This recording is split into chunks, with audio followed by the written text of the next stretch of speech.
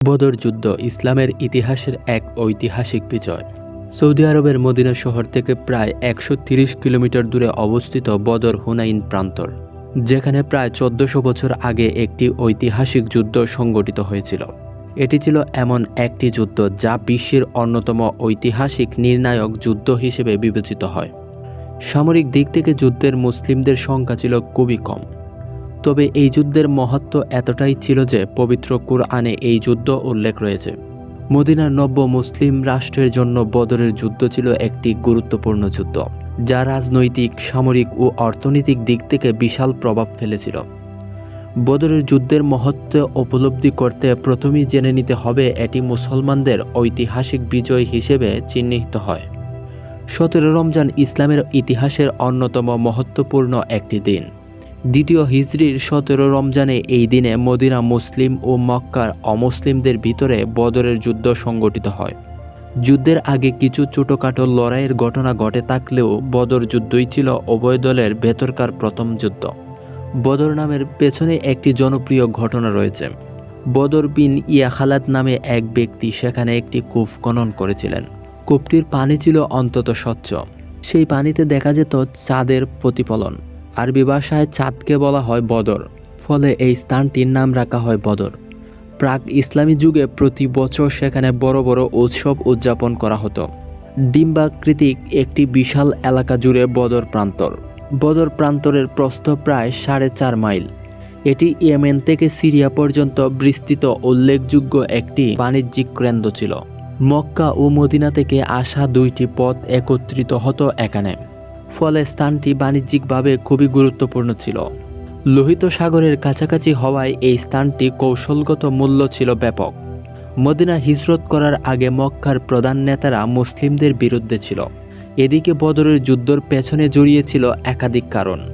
তৎকালীন রজব মাসের মক্কায় এক গোত্র প্রধান অমর বিন আল হাদ্রামি দুর্ঘটনাবশত মুসলমানদের হাতে নিহত হন।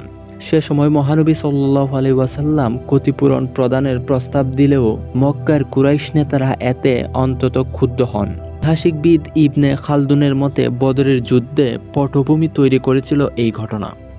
শাবান মাসে ঘটে আরেকটি ঘটনা। সেই সময় সিরিয়া থেকে মক্কা আসা কুরাইশদের একটি বাণিজ্যিক কাফেলা সম্পর্কে গুজব ছড়িয়ে পড়ে। বলা হয় মুসলিমরা হয়তো সেটিকে আক্রমণ করতে পারে। কাফেলার নেতা আবু সুফিয়ান মক্কায় সাহায্য চেয়ে বার্তা পাঠান। এরপর মক্কা থেকে কুরাইশদের একটি বড় বাহিনী মদিনার দিকে রওনা হয়। যদিও কাফেলাটি নিরাপদে মক্কায় ফিরে যায়, তবুও আবু জাহেলের প্ররোচনায় কুরাইশ বাহিনী মদিনার দিকে এগিয়ে যেতে থাকে। ১৬তম রমজান তারা বদরের প্রান্তে শিবির স্থাপন করে। এ সময় তাদের সেনা সংখ্যা ছিল প্রায় ৯০০ থেকে ১০০০ জন।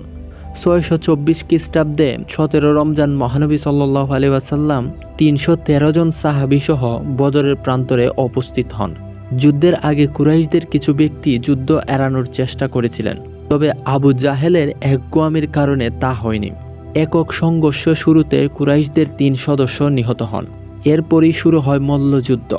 মক্কার নেতা আবু জাহেল হত্যা করেন মুসলিম বাহিনীর ২ তরুণ যোদ্ধা। যদিও মুসলিম বাহিনীর সংখ্যা ছিল কম, তবুও তারা কৌশলগতভাবে কুরাইশ বাহিনীর উপর মারাত্মক আক্রমণ চালিয়ে যুদ্ধের পরিবর্তন ঘটায়।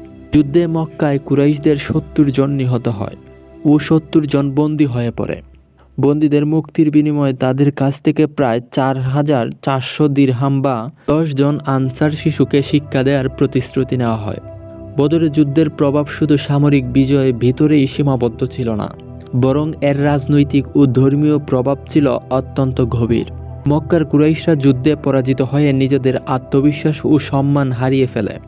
যুদ্ধের পর বদরে বাণিজ্যিক পথ ব্যবহারের ঝুঁকি বেড়ে যায়, যা মক্কার অর্থনীতিতে বড় ধরনের প্রভাব ফেলে। কুরাইশদের বাণিজ্যিক পথ অনিরাপদ হয়ে উঠলে তাদের মর্যাদাও অন্য গোত্রের কাছে হ্রাস পায়। এই যুদ্ধে মুসলিম সম্প্রদায়ের আত্মবিশ্বাস ও ঐক্য আরও দৃঢ় হয়। এটি মদিনার মুসলিম রাষ্ট্রের ভিত্তিতে মজবুত করার সাথে সাথে ইসলামের বিস্তার ব্যাপক ভূমিকা পালন করে। অতএব বদর যুদ্ধ শুধুমাত্র একটি সামরিক লড়াই ছিল না, বরং এটি ছিল একটি ঐতিহাসিক যুদ্ধ যা বিশ্বের ইতিহাসে ইসলামের অবিচ্ছেদ্য অংশ হিসেবে স্থান করে নেয়।